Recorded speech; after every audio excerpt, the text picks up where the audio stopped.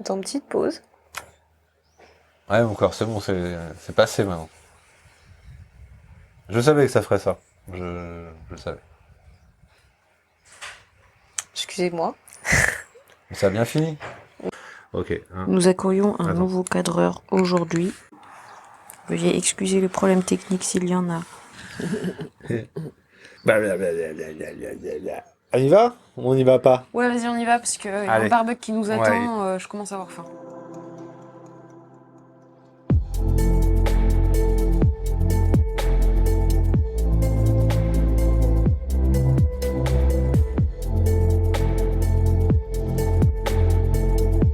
Salut à vous tous, on est content de vous retrouver aujourd'hui. On avait envie de faire cette petite vidéo parce ça va faire 8 mois qu'on a créé le blog, la chaîne et tout ça. Et en regardant hier soir l'historique, le début du truc, quoi, je me suis rendu compte que on a démarré au final l'histoire à partir de la rééducation cardiaque. On a mis sur le blog un petit résumé sur comment est arrivé l'infarctus. On t'a souvent parlé de ce qui m'a amené cet infarctus. Mais on n'a jamais parlé de la soirée de l'infarctus. On n'a jamais parlé du commencement, moment, du voilà. début de tout ça. Donc, on va aujourd'hui te parler du soir même où j'ai fait mon infarctus, exactement comment ça s'est passé, les symptômes. Alors, il faut savoir que c'est Rémi qui nous tient le stabilisateur parce qu'on est dans un endroit où on peut pas le caler. On est chez mon papa et ma maman. Voilà. Et Rémi, tu vois, en entendant ça, il se rappelle aussi des choses. Donc, s'il veut parler tout à l'heure, on l'interrogera aussi pour... tout ça, ça traumatise sur le coup. Mais il y a toujours moyen, tu vois, finalement, on s'en est bien sorti. Il y a toujours moyen de faire sa psychologie pour y arriver, quoi. Bref, donc reste jusqu'au bout, on va te raconter vraiment cette soirée. Mais avant d'attaquer la soirée, bon déjà si tu nous découvres par le biais de cette vidéo, et si toi aussi si tu viens parce que tu as fait un infarctus, parce que tu crains de faire un infarctus, parce que tu as des symptômes qui te font penser à un infarctus, enfin, bref, si l'infarctus pour toi ça te parle, sache que sur cette chaîne, on l'a créée il y a 8 mois, on a déjà créé avec Sophie pas mal de vidéos. Tu peux aller la fouiller et puis n'hésite pas à t'abonner si le sujet t'intéresse et à nous suivre. Voilà. Et Alors, mettre des pouces. avant de commencer et de te raconter vraiment ce soir même, je tiens à te dire que j'aurais pu m'éviter cette soirée. J'aurais vraiment pu m'éviter l'infarctus sévère avec l'arrêt cardiaque et tout ce qui s'ensuit, le problème après que t'as au cœur, enfin voilà. J'aurais pu, en écoutant mon corps, ce que j'ai absolument pas fait parce que j'étais dans une vie où je faisais pas du tout attention à ce que je faisais. Tu savais que c'était pas bien, mais tu le faisais quand même. Oui, et puis surtout, j'avais déjà des symptômes que j'attribuais absolument pas à un problème cardiaque. Pas loin de 3 ans avant mon infarctus, j'ai ressenti déjà des douleurs à la mâchoire, j'ai ressenti des douleurs épigastriques hautes, j'avais des essoufflements. 1 mois avant l'infarctus, je me refaisais la réflexion juste en me mouillant les cheveux dans ma baignoire et donc en faisant une mini apnée, que je tenais pas l'apnée plus de 15 secondes alors que j'étais un pro en natation quand j'avais 15 ans et que je tenais 3 minutes. Et toutes ces choses-là, ça aurait dû m'alerter, ça aurait pu me dire putain, il y a un problème. Mais non. Mais je pense que tu le savais, mais t'étais dans une sorte de déni aussi qui fait que tu savais qu'il y avait un problème, mais pour toi, te faire face à ce problème, c'était beaucoup plus compliqué que de vivre avec. Peut-être, mais en tout cas, même si je savais qu'il y avait un problème, honnêtement, si j'avais pensé une seconde que c'était un problème cardiaque, donc avec ta vie qui est en jeu, quoi, à l'arrivée, je pense honnêtement que j'aurais quand même fait le nécessaire. Ouais. J'aurais fait le Ouais, nécessaire. je vois ce que tu veux dire. Et ce que je raconte dans la vidéo sur la rééducation cardiaque, c'est que finalement, tous les symptômes dont je te parle, là, la douleur à la mâchoire, la douleur épigastrique haute, je me suis rendu compte que ça pouvait être lié à un problème cardiaque que en arrivant à la clinique Saint-Orens à Toulouse pour faire ma rééducation cardiaque, où j'ai été reçu dans le bureau de l'infirmière, où il y avait un grand poster avec marqué « Douleur à la mâchoire, douleur au ventre, vite, appelle le 15 ». Ouh, putain, je tiens à préciser que ça fait 20 ans que je bosse dans le milieu hospitalier, dans un hôpital, quoi. Et c'est les cordonniers les moins bien chaussés, la preuve, parce que ma douleur à la mâchoire, je l'attribue à un problème de problème dentaire. Et mon problème de ventre épigastrique haute, là, je l'attribuais à des brûlures d'estomac, à des gaz, enfin voilà. Mais absolument pas, voilà, j'ai jamais pensé que c'était un problème cardiaque. Donc déjà, je tenais à faire cette précision, parce que si t'es dans le cas où tu regardes la vidéo parce que tu as des symptômes bizarres, eh ben, sache que ces deux symptômes-là, les douleurs à la mâchoire, douleurs épigastriques. Alors pour certaines autres personnes, c'est des douleurs dans le bras que personnellement j'ai jamais eu. Après j'ai eu une douleur musculaire que je te parlerai quand je vais te raconter avec Sophie la soirée juste après. Mais moi je l'ai pas eu avant. Voilà. Les seuls 2 symptômes que j'ai vraiment eu, c'est essoufflement, transpiration. Je transpirais beaucoup finalement. Essoufflement, transpiration, fatigue. Je me donnais comme excuse cette hygiène de vie que j'avais qui était vraiment pas bonne. Et j'attribuais donc des causes autres à tous ces symptômes. Je me serais écouté, je me serais épargné ce qui va suivre là. Il m'aurait détecté effectivement un problème cardiaque, Oui, voilà. j'aurais fait une épreuve Mais ce d'effort, serait pas allé aussi loin. qu'aurait sûrement indiqué un problème. Du coup, après, j'aurais enchaîné sur une choro. De là, les médecins auraient vu que j'avais des artères vraiment presque bouchées, j'aurais été steinté, mais le corps aurait pas été en souffrance comme il a été lors de l'infarctus. Et j'aurais pas vécu ce choc psychologique que je vais te raconter, parce que franchement, ce soir-là, je me suis vu mourir, mais je me suis vu mourir 4 fois dans la soirée, et vraiment mourir, c'est-à-dire perdre tout ce que t'as, quoi. Enfin, tous les êtres qui te sont chers, alors, enfin, je t'ai dit au revoir ce soir-là, Pardon, quoi, tu il vois. y a maman qui est passée en même temps, alors du coup je vais Ouais, faire un petit coucou, sourire. maman. Mais tu vois, ce soir-là, ouais, je t'ai dit au revoir, quoi. Oui, oui, oui. Clairement, Ah, quoi. oui, oui, Pour oui. moi, c'était fini, quoi. Enfin, tu me l'as pas dit, mais tu l'as dit à la dame, quoi. En fait, t'as pas voulu me le dire Je pour te pas l'ai que dit je parce que, flippe en fait, trop, c'est quand je mais... t'ai dit excuse-moi, c'était ça, quoi. Oui, oui, C'était, oui, oui, c'est excuse-moi, parce que je comprenais ce qui s'est... En fait, Ouais. voilà, je t'ai dit excuse-moi au moins 10 fois avant de partir. Parce que pour moi, c'était, je venais de me rendre compte, j'ai compris de suite que c'était le cœur quand j'ai fait mon infarct. De suite. Mais il n'y a pas eu une seconde d'hésitation. Là, j'ai compris que, ouh putain, c'est pas un problème dentaire. Et du coup, les premiers mots qui sont venus, c'est de regarder Sophie et de m'excuser, quoi. De m'excuser parce que je suis trop con. Parce que je suis trop con. Voilà, dans ma tête, c'était ça, quoi. Putain, t'es trop con, mec, quoi. C'est, excuse-moi mon cœur, quoi. Là, j'ai pas vu et trop Ça fait tard. remonter des trucs, quand même. Oui, ça va faire, cette vidéo, elle va faire remonter des trucs, donc, forcément, on a dit, ces vidéos 100%, Attends, petite pause. ouais, mon cœur, c'est bon, c'est passé maintenant. Je savais que ça ferait ça. Je le savais. Excusez-moi. Mais ça a bien fini. Non, mais je m'y attendais. Enfin, je pense pas que ça me ferait cet effet. Moi, je le pensais. Elle était sûre. Non, ça va, ça va. Je revois le truc. Enfin, Ah bah moi aussi, mais encore, on n'a pas raconté la soirée que je vais te raconter après. Je pense que pour le coup, c'est moi qui risque de prendre cher aussi. bon, vas-y, parle-moi d'un autre truc débile, là, 30 On secondes, va faire un s'il te barbecue plaît. le dit chez tes parents. Hein, ça va être bien. excusez-moi. Voilà. Je vais attendre que Anne se parte de la salle, parce que je pense que je nous sens espionnés. On reprend. On pourra pas dire qu'on a joué la comédie, hein. Cette chaîne a la C'est vrai que c'est pour ça, provocation en fait, d'aider les qu'on gens. en parle jamais de tout ça, parce que ça Ouais. fait à chaque fois remonter des trucs, et tu vois, on en a parlé vachement au début avec les gens et tout, et au début, t'es dans l'action, donc Ouais. ça te fait plus cet effet-là, et Non. puis le temps passe, donc t'oublies pas, mais t'apprends à vivre, à faire abstraction, En fait, pourquoi... et d'en reparler, et de revivre le truc à chaque fois, puis là, la réaction, elle montre bien à quel point c'est traumatisant pour nous deux, quoi. Bah voilà, j'en viens. C'est pourquoi on a fait cette chaîne au final 3 ans après l'infarctus, pratiquement. Maintenant, 3 ans après l'infarctus. C'est parce que c'est réellement traumatisant, quoi. Et j'aurais jamais pu créer cette chaîne au bout d'1 an ou 2 ans, parce que j'étais encore dans le choc C'est pas psychologique évident d'en reparler, extrême, de quoi. revenir sur des événements qui ont été Quand- difficiles et... Là, t'as au moins une première année où tu vas avoir peur que ça recommence. Donc, le moindre truc, c'est des crises d'angoisse.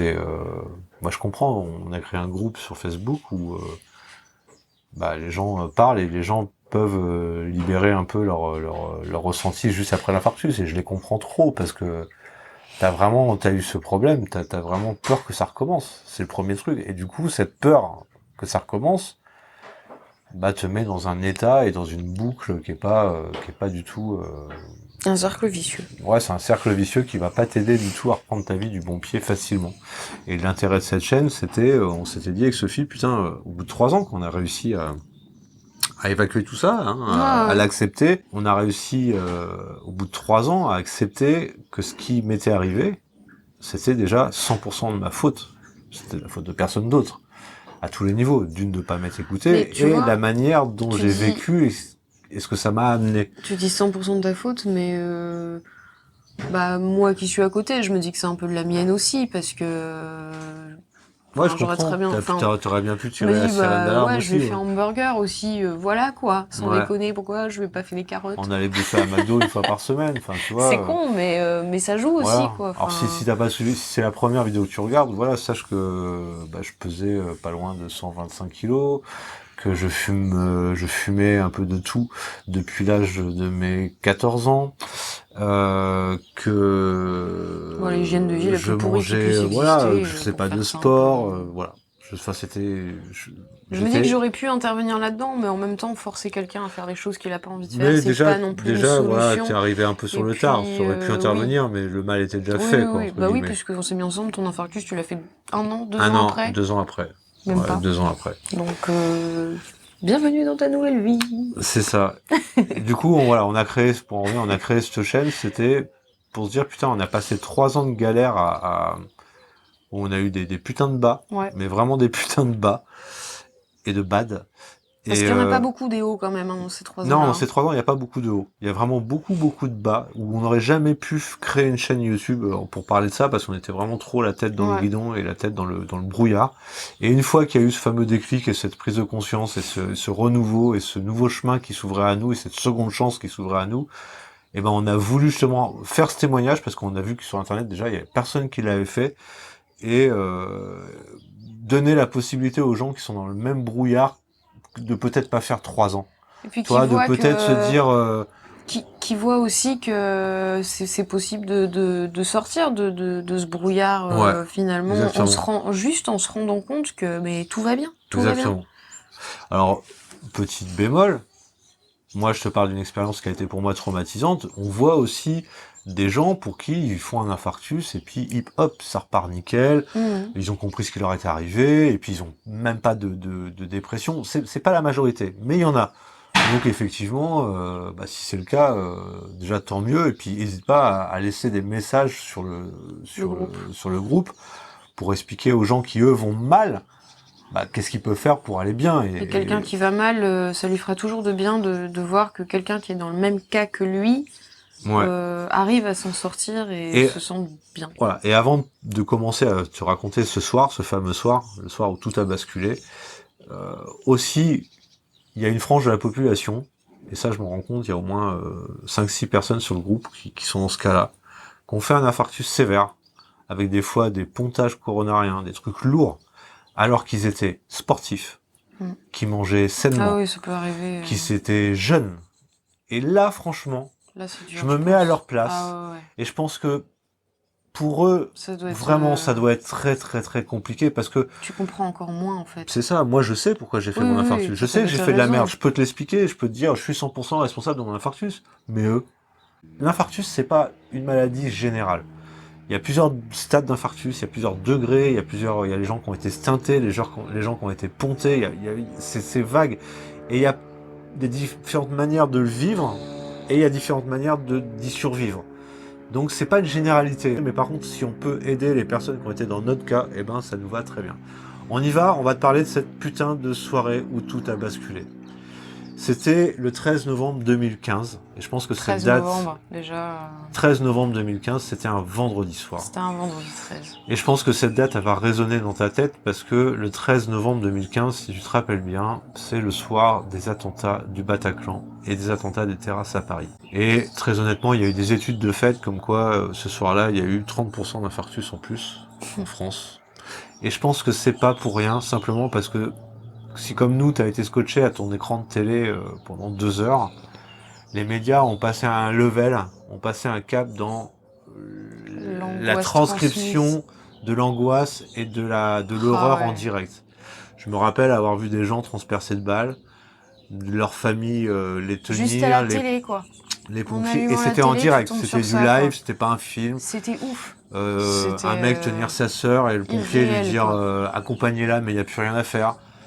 Enfin, tu vois, j'en ai des frissons à t'en parler. C'est un truc qui, bah voilà, ça nous a mis une grosse claque. Et donc ce soir-là, on passe une soirée qui était normale. On avait les enfants à la maison, dont Rémi qui tient la caméra ici et sa sœur. Une belle soirée en famille. Arrive 22h où là, je reçois un message d'un de mes collègues qui me dit putain, allume ta télé, c'est la guerre. Donc j'allume ma télé. Et là, bon voilà, effectivement, le choc. Donc pendant 2 heures, on est scotché à notre télé. Comme ça. Ouais, on comprend pas ce qui se passe. Bon bref, on va coucher les enfants et puis on continue à regarder un peu. Et cette soirée, je me rappelle, je me sentais vraiment fatigué. Mais je mettais ça sur le boulot, etc. C'était vendredi. Je suais. Alors on peut pas dire qu'il faisait chaud, hein, c'était en novembre. J'avais tendance à transpirer. Je me suis dit, tiens, c'est peut-être l'émotion, enfin ce qui se passe. Et écoute-moi bien, j'avais une putain de douleur depuis l'après-midi dans l'omoplate droit. T'avais mal au ventre aussi. T'avais super mal au ventre. J'avais un peu mal au bide, Putain.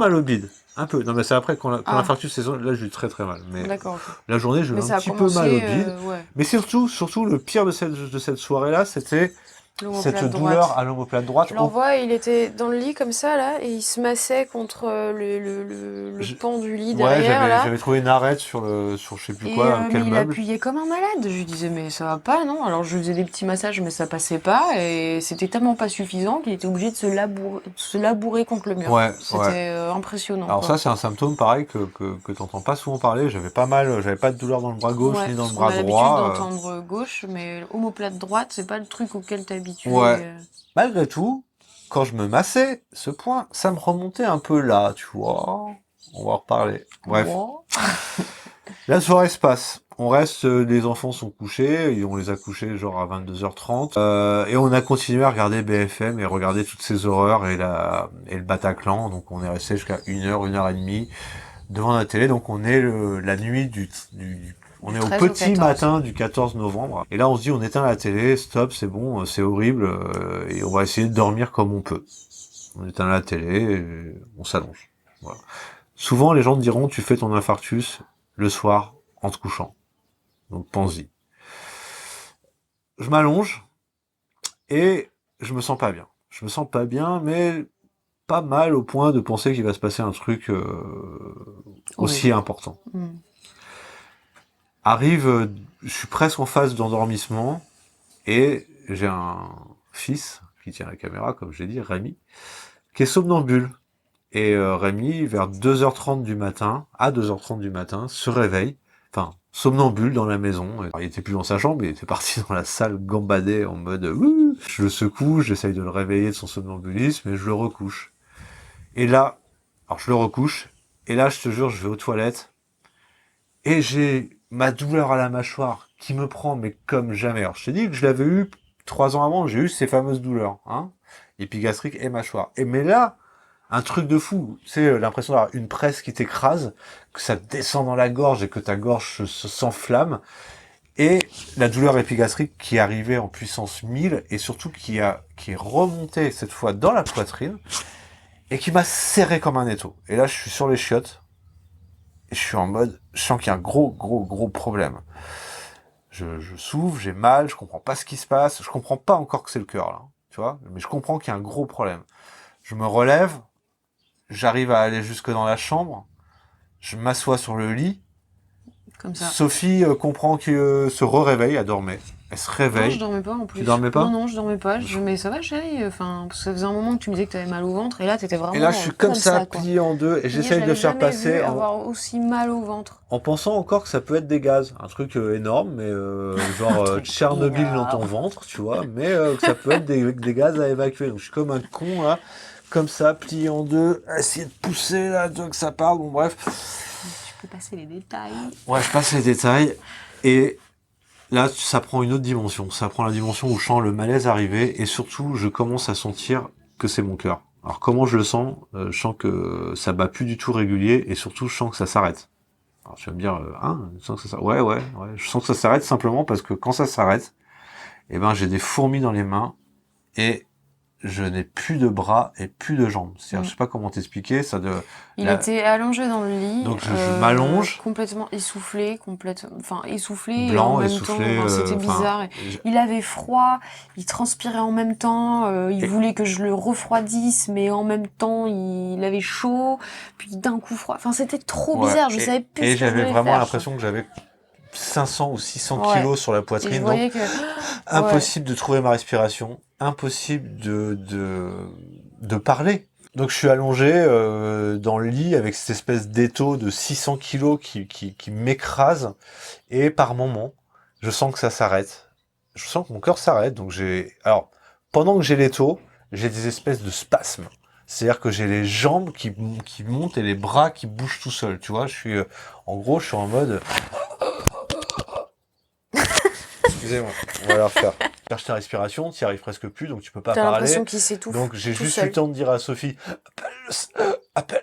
Tu vois, appelle c'est grave quoi. C'est ce que je voulais dire. Appelle c'est grave, elle comprend que c'est grave de suite. Enfin, je veux dire, elle est dans le médical aussi, elle est manip radio, elle sait faire les gestes de premier secours. Et au moment où tu sens que le cœur s'arrête, eh ben c'est très simple, t'as plus les spasmes. Au contraire, tu as les fourmis dans les mains et tu les sens plus et ça tombe et t'as les jambes et là tu peux plus rien bouger. Et tu sens que t'as encore la poitrine qui essaye de faire quelque chose, et tu sens que tu vas crever.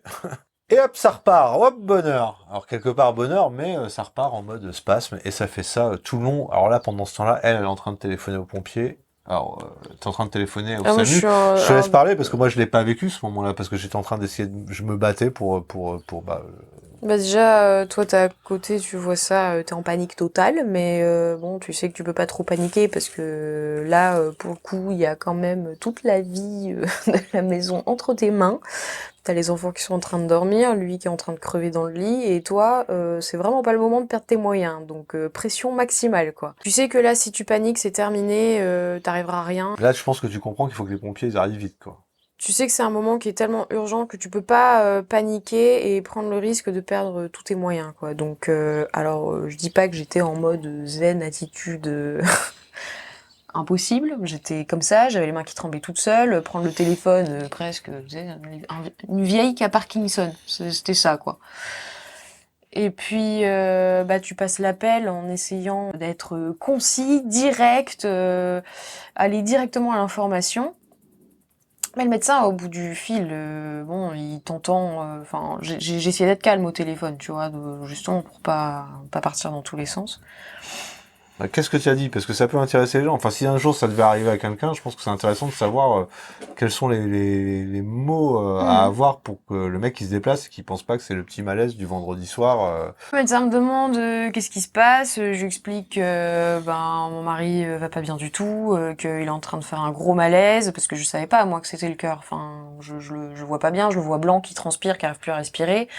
Pour moi, c'est un malaise sérieux, mais vraiment très sérieux, quoi. Donc je lui explique qu'il n'arrive plus à respirer, qu'il a des fourmis dans les mains, qu'il transpire, il est essoufflé, mais en même temps il respire super vite, il n'arrive plus à parler. Et là le médecin me demande de lui passer Vincent au téléphone. Donc sur le coup j'ai pas compris, j'ai cru que j'avais fait quelque chose de pas bien, que j'avais pas assez retranscrit l'urgence de la situation, mais a posteriori, je pense que c'est une façon pour eux de se rendre compte justement de la gravité de la chose, parce que le fait d'avoir eu Vincent au téléphone direct, il a dit « Ok, je vous envoie quelqu'un ». Elle me met le téléphone sur l'oreille, et donc j'entends le gars qui me dit oui, c'est le SAMU, qu'est-ce qui vous arrive? Là, je reconnais la voix du médecin, parce que je travaille dans le même on travaille dans le même hôpital, quoi, donc je reconnais sa voix. Et j'ai réussi à lui dire en mode comment c'est le film d'horreur Chucky? On a fait « Oui, c'est Vincent ». C'est Vincent de la radio, j'arrive pas à respirer, voilà. Et là, de suite, par rapport à ce qu'elle avait dit avant, et par rapport sûrement à la voix que j'avais, et ce que je dis, enfin, le peu que je lui ai dit, quoi, en gros, que j'arrivais pas à respirer, que j'arrivais pas à parler, quoi, il m'a dit, on t'envoie une ambulance, ça part de suite. Enfin, et là, c'est les minutes les plus longues de ta vie, parce qu'entre le moment où il te dit que l'ambulance arrive et le moment où elle arrive vraiment, il se passe un petit délai. Alors nous, ça a été à peu près 20 minutes, une demi-heure.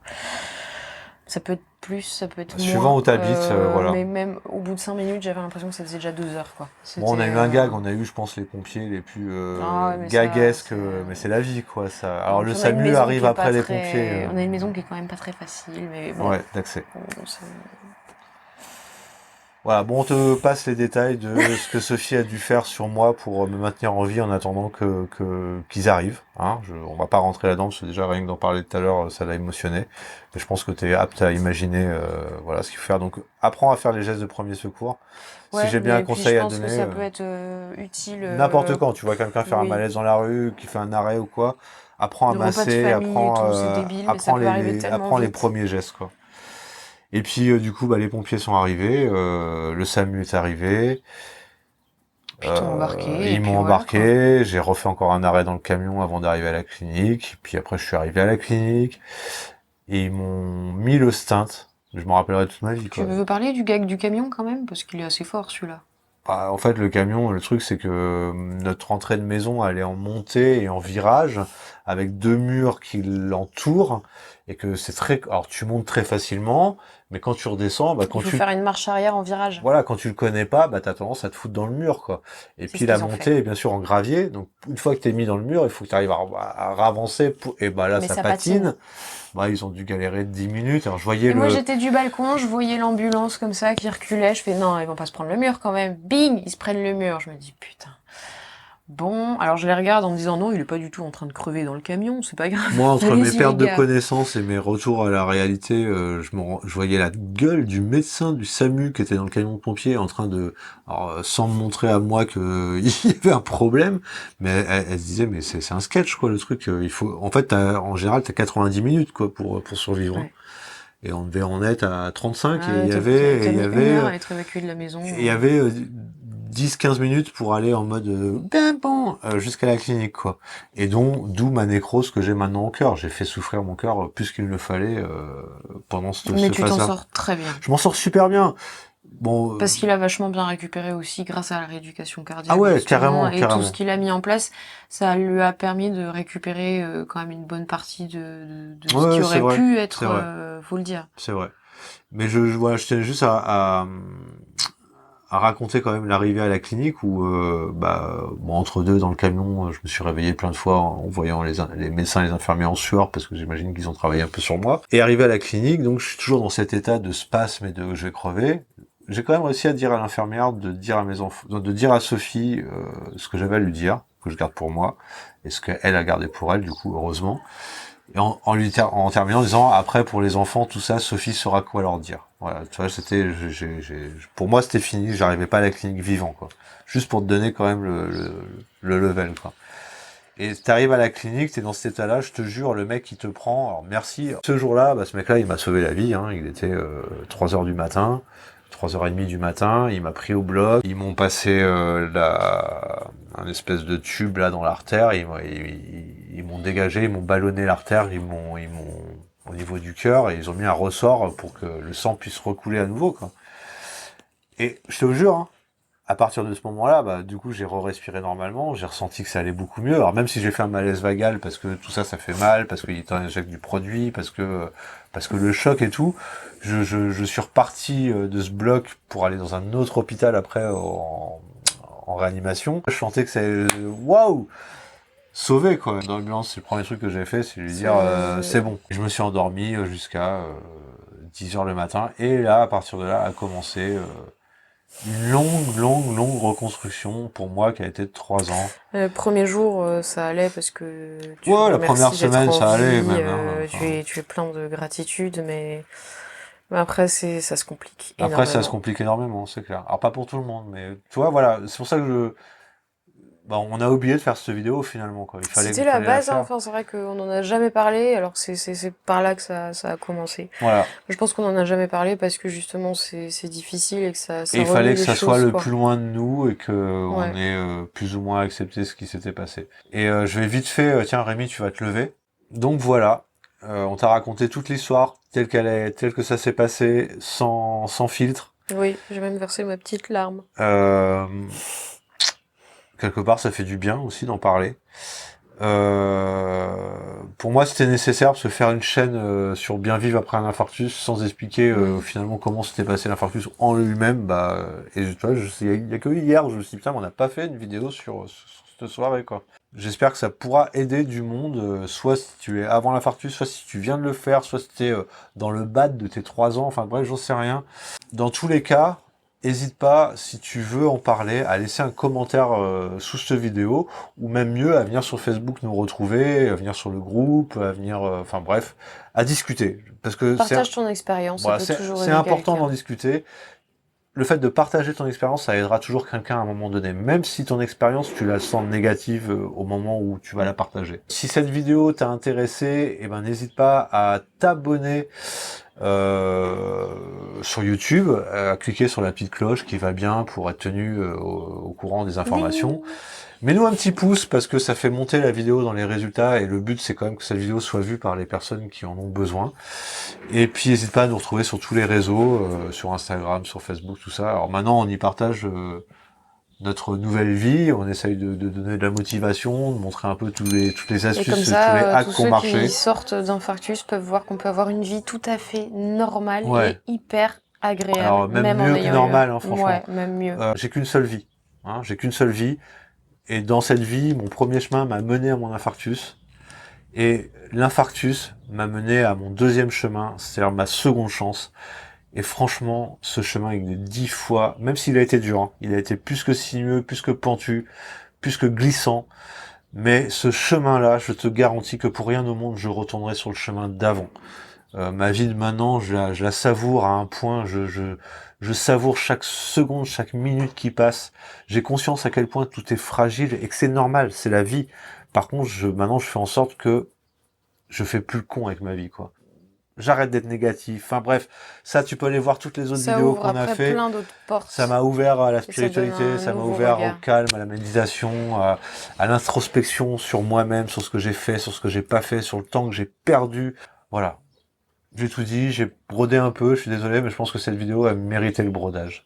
Écoute, on te dit à très bientôt dans d'autres vidéos qui seront nettement plus drôles, j'espère. Oui. Hein, plus sympa. La prochaine fois, on rigolera un peu plus, c'est promis. Voilà.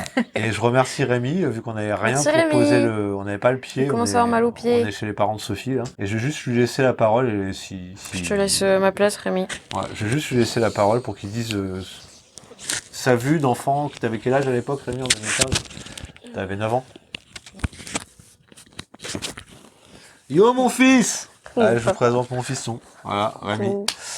T'as 13 ans Ouais. aujourd'hui et t'en avais 9 et demi quand il y a eu ce soir-là, quoi. Ouais. Alors tout à l'heure, tu tenais la caméra pendant qu'on parlait avec Sophie et je t'ai vu, t'as réagi, t'as raconté un peu comment toi tu l'as vécu dans ta chambre.